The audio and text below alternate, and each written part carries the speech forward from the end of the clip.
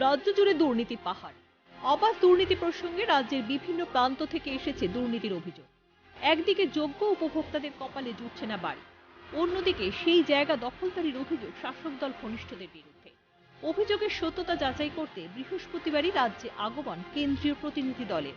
দীঘায় রাত্রিবাস করে শুক্রবার গ্রামোন্নয়ন মন্ত্রকের ডিরেক্টর শৈলেশ কুমারের নেতৃত্বে 3 জনের একটি কেন্দ্রীয় প্রতিনিধি দল ঘুরে দেখেন পূর্ব মেদিনীপুর জেলার বেশ কিছু এলাকা।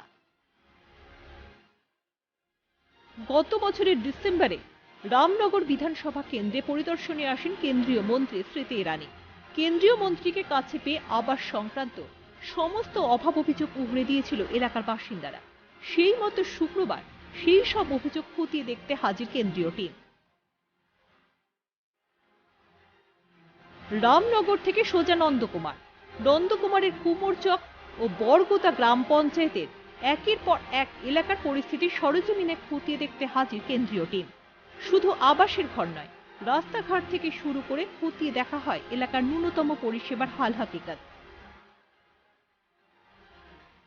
নন্দকুমার থেকে আচমকা আগমন তমলুকের উত্তর সোনামুই ব্লকের পঞ্চায়েত অফিসে সচেতনতা বৈঠক চলাকালীনই হঠাৎই ঢুকে পড়েন কেন্দ্রীয় প্রতিনিধি দল।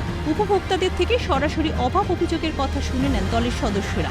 কেন্দ্রীয় প্রতিনিধি দলের তরফে জানানো হয়, আবাসের বাড়ির সঙ্গে শৌচাগার বাধ্যতামূলক। বাড়ি তৈরির আগে শৌচাগার না করতে পারলে সেক্ষেত্রে অভিযোগ জানাতে হবে স্থানীয় পঞ্চায়েত প্রধান সহ বিডিওকে।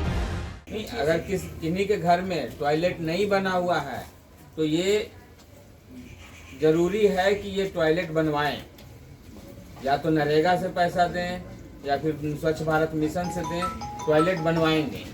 ठीक है ना, टॉयलेट के बिना कोई भी घर कंप्लीट नहीं माना जाएगा। अगर पहले से नहीं है टॉयलेट तो टॉयलेट बनवाएं। বৃহস্পতিবার পূর্ব মেদিনীপুরের ভগবানপুর 1 ব্লকে কেন্দ্রীয় প্রতিনিধি দলকে ঘিরে তুমুল বিক্ষোভ দেখা স্থানীয় বাসিন্দারা।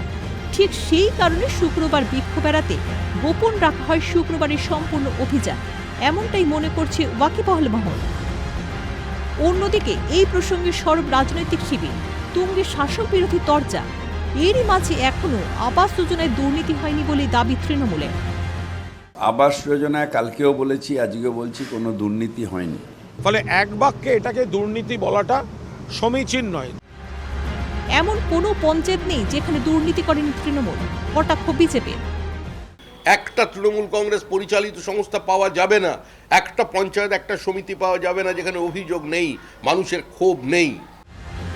প্রশ্ন একটাই, এই 17 লক্ষ অযোগ্য মানুষকে তালিকায় তুলেছিলেন কারা? প্রশ্ন তুললেন বাম নেতা।